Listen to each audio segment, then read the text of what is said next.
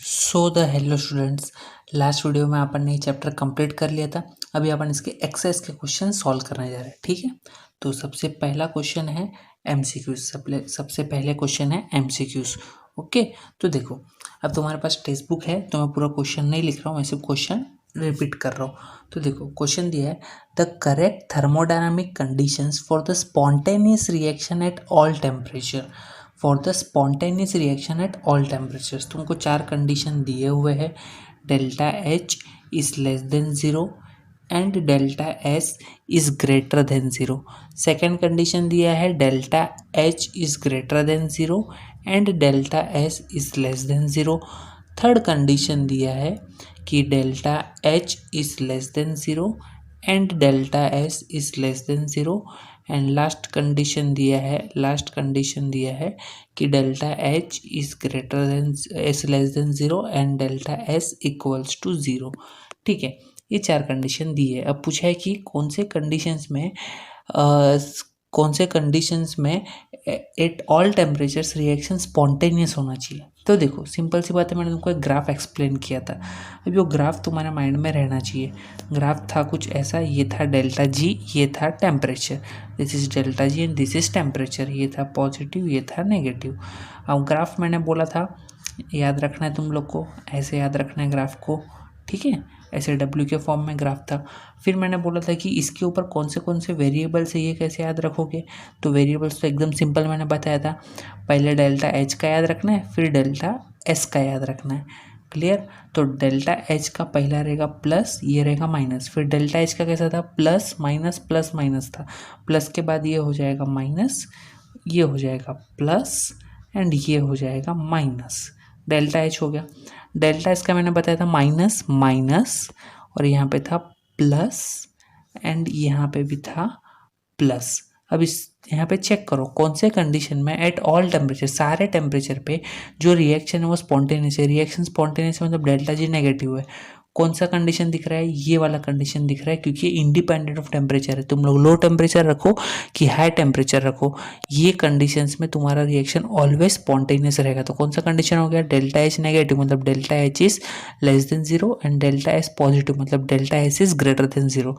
तो option A is the correct answer. देखो, ये छोटे से ग्राफ से तुम्हारा काम कितना आसान हो जाता है। ठीक है, चलो नेक्स्ट क्वेश्चन दिया है a gas is allowed to expand in a well insulated container against the constant external pressure. P external दिया है 2.5 बार पी एक्सटर्नल दिया है।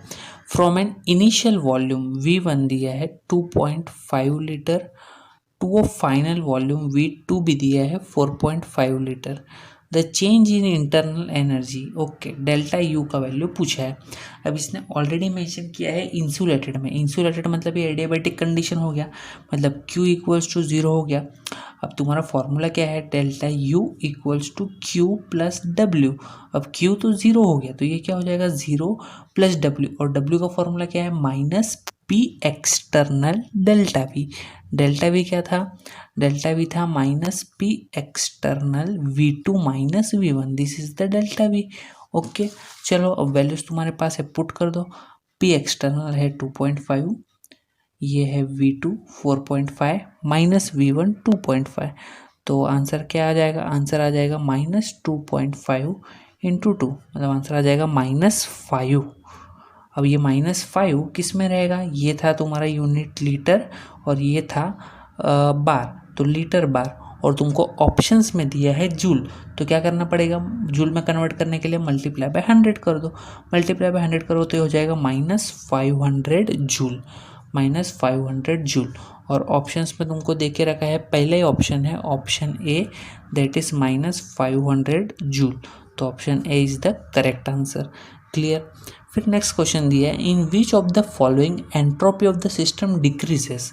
Entropy of the system decreases, जो एंट्रोपी है सिस्टम का वो डिक्रीज हो रहा है।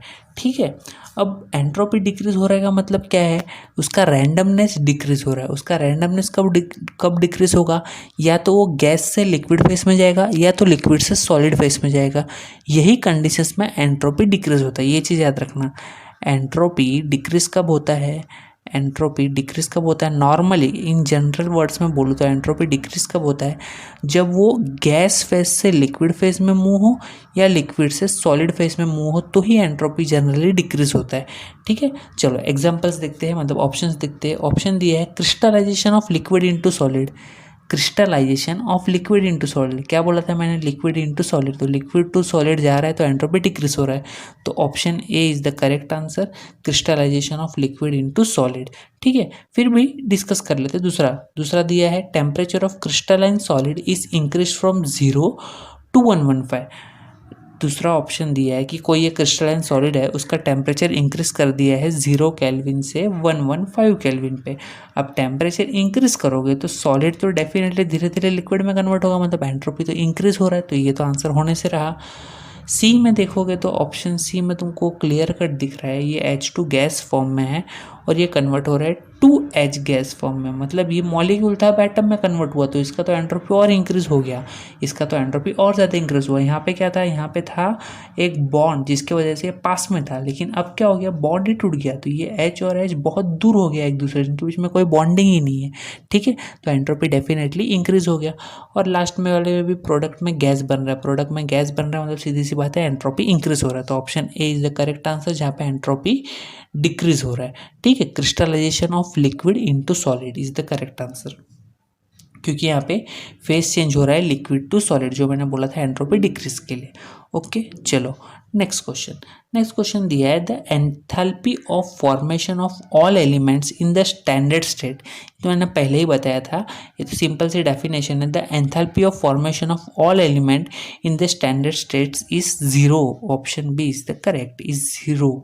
ठीक है, option B is the correct. फिर नेक्स्ट है which of the following reactions is exothermic, which of the following reaction is exothermic. अब ये ध्यान से सुनना, ये इंपॉर्टेंट है। अब पहला ऑप्शन दिया है H2 गैस फॉर्म में है, कन्वर्ट हो रहा है 2H गैस फॉर्म में।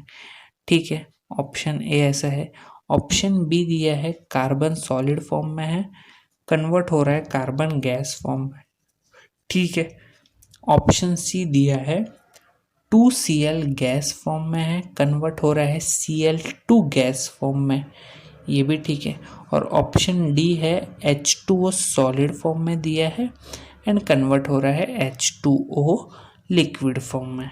और पूछा है which of the following reactions is exothermic. Exothermic कौन से है? एक्सोथर्मिक मतलब जो हीट इवॉल्व करे, जो हीट इवॉल्व करे। अब सॉलिड टू लिक्विड मतलब आइस से नॉर्मल वाटर में कन्वर्ट हो रहा है, तो ये तो एनर्जी को अब्जॉर्ब करेगा, तभी तो ये सॉलिड फॉर्म से लिक्विड फॉर्म में जाएगा, मतलब ये तो एंडोथर्मिक रिएक्शन है, इसको हीट चाहिए तभी ये लिक्विड फॉर्म में कन्वर्ट होगा, तो ये तो होने से रहा। अब यहाँ पे देखना वापस से सॉलिड टू गैस, वही कहानी होगी जो सॉलिड टू लिक्विड है, सेम कहानी सॉलिड टू गैस की भी होगी, इसको भी हीट लगेगा गैस में कन्वर्ट होने के लिए, तो ये भी नहीं आ सकता। अब बचे दो चीज़, और यहाँ पे इंपॉर्टेंट ये है कि ये भी गैस फॉर्म में है, ये भी गैस फॉर्म में है, ये भी गैस फॉर्म में है एंड ये भी गैस फॉर्म में है। अब कैसे डिसाइड करोगे जब फॉर्म सेम दे दिया? अब देखो यहाँ पे ये था मॉलिक्यूल फॉर्म में, मॉलिक्यूल फॉर्म से कन्वर्ट हुआ है एटॉमिक फॉर्म में, यहाँ पे एटॉमिक फॉर्म में दिया है और ये कन्वर्ट हो रहा है मॉलिक्यूल में। तो सीधी सी बात है, जब कोई भी चीज़ आपस में बनती है तो कुछ एनर्जी रिलीज होती है, कोई भी चीज़ आपस में मिक्सअप होती है तो कुछ एनर्जी रिलीज होती है। यहाँ पे देखो ये H2 वाला एग्जांपल मैंने यहीं पे एक्सप्लेन किया कि जो H2 है इनके बीच में बॉन्ड होता है, बॉन्ड को ब्रेक करने के लिए कुछ तो एनर्जी लगेगा, मतलब ये एंडोथर्मिक है, तो ये भी नहीं आ सकता आंसर। तो एक्सोथर्मिक का आंसर आएगा ये।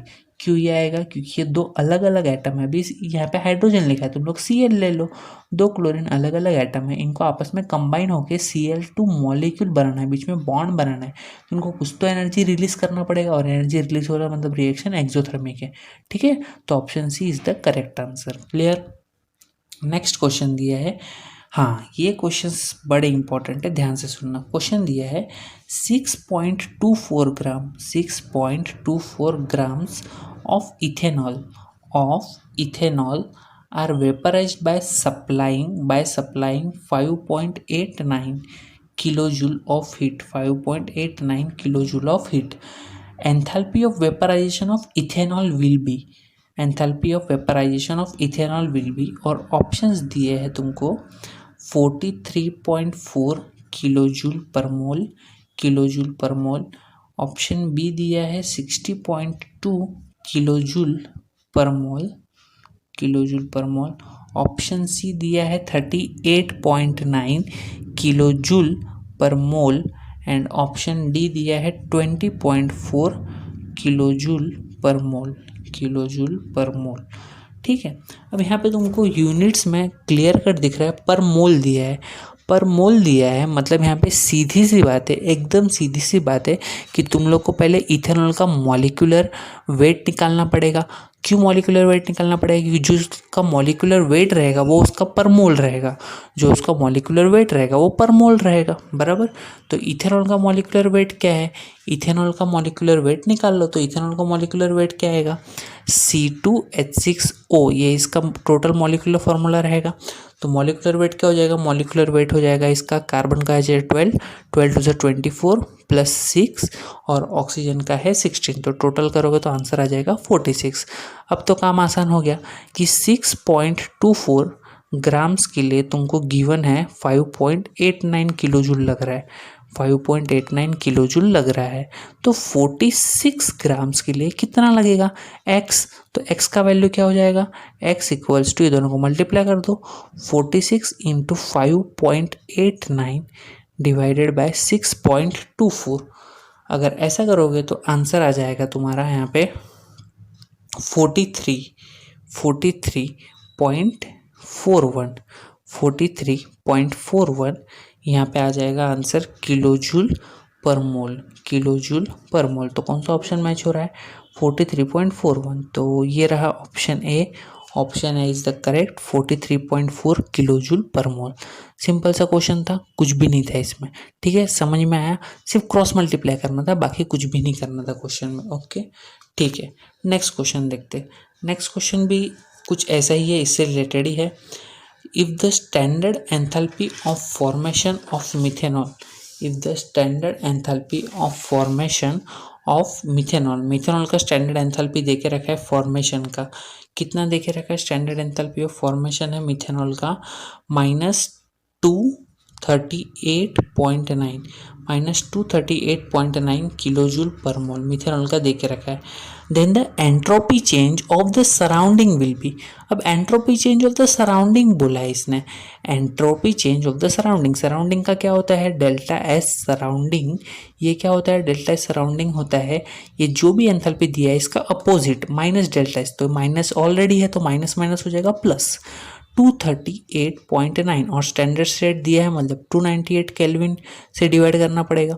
तो इसको डिवाइड करोगे तो तुम लोग को आंसर मिल जाएगा, चेक करो, इसको डिवाइड करोगे तो तुम लोग को जो फाइनल आंसर है वो फाइनल आंसर यहाँ पे तुम लोग को मिल जाएगा 801.7, 801.7, बट एग्जैक्टली नहीं मिलेगा, ये मिलेगा पहले तुमको 0.8016 किलो जूल पर केल्विन में मिलेगा, किलो जूल पर केल्विन में मिलेगा, ठीक है।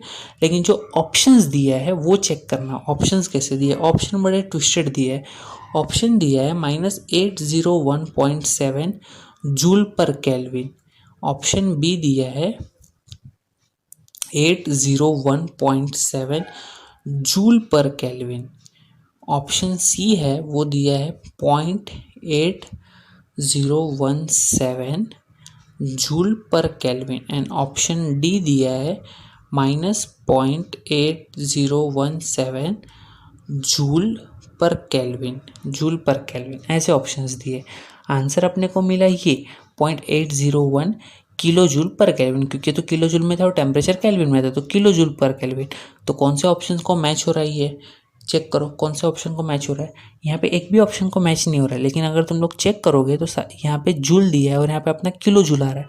तो अगर मैं किलो जूल को जूल में कन्वर्ट कर दूँ, 10⁻³ से मल्टीप्लाई कर दूँ, तो आंसर क्या बन जाएगा? 801.6 जूल पर केल्विन। तो 801.6 एंड 801.7 ऑलमोस्ट सेम है और कोई ऑप्शन मैच ही नहीं हो रहा है, तो इसके हिसाब से option B is the correct answer.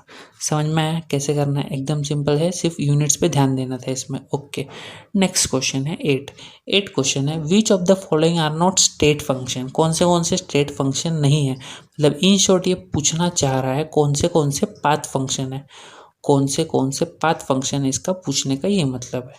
Okay, तो चेक करो कौन से पाथ फंक्शन है। पाथ फंक्शन अपने पास दो ही है, मैंने बताया था, एक है हीट और एक है वर्क डन, 2 and 3। तो option B is the correct answer, जहाँ पे दिया है 2 and 3, तो option B is the correct, simple. फिर 9th क्वेश्चन दिया है, 9th क्वेश्चन है for vaporisation of water at 1 bar, for vaporisation of water at 1 bar delta H का वैल्यू दिया है, डेल्टा एच दिया है 40.63 kilo joule per mole, kilo joule per mole. And delta S का value दिया है 108.8 joule per kelvin per mole, per मोल।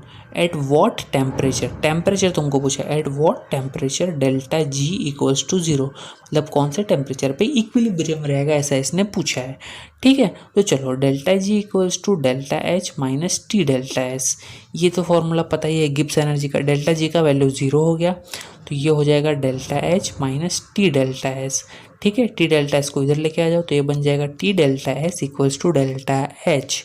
तुमको T चाहिए तो T equals to delta H upon delta S. ठीक है, पुट कर दो, डेल्टा एच का वैल्यू दिया है 40.63 किलो जूल पर मोल। ओके, और यहाँ पे डेल्टा एस का वैल्यू दिया है जूल में, तो जूल को पहले किलो जूल में कन्वर्ट करोगे तो 10⁻³ से मल्टीप्लाई हो जाएगा, तो ये हो जाएगा 0.1088 जूल, हाँ सॉरी, अब हो जाएगा kilo joule per kelvin per mole, पर केल्विन पर मोल। तो किलो जूल कैंसिल, पर मोल कैंसिल, आंसर आ जाएगा केल्विन में।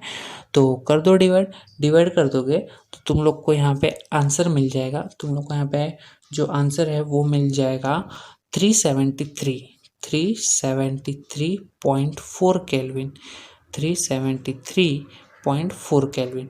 तो ऑप्शंस यहाँ पे दिए हुए हैं, ऑप्शन ए दिया है 273.4, ऑप्शन बी दिया है 393.4, ऑप्शन सी दिया है 373.4 केल्विन एंड ऑप्शन डी दिया है 293.4 केल्विन।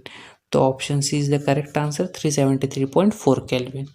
अब ओके, सो लास्ट क्वेश्चन है बॉन्ड एंथैल्पीज। बॉन्ड एंथैल्पी अपने को दे के रखा है, एच का बॉन्ड एंथैल्पी दे के रखा है 434 किलो जूल पर मोल।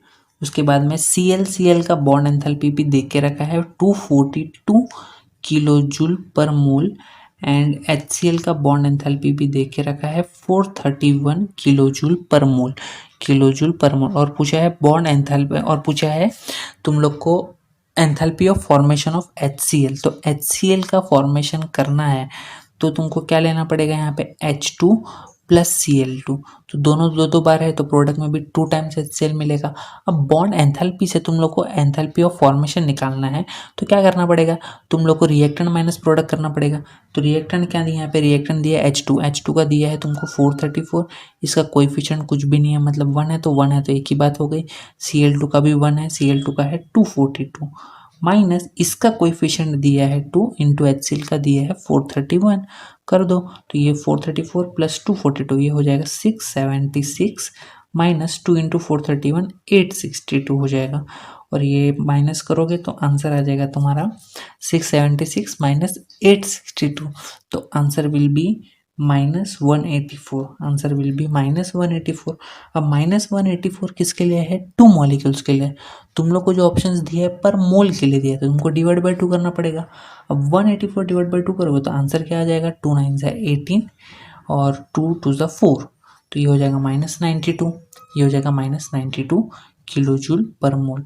अब जो ऑप्शंस दिए हैं उसमें -93 दिया है, तो ये सबसे क्लोजेस्ट है और कोई ऑप्शन नहीं दिया है 92 का जो 92 से क्लोज हो। तो option B will be the correct answer, that is -93 kilo joule per mole, -93 kilo joule per mole. Okay.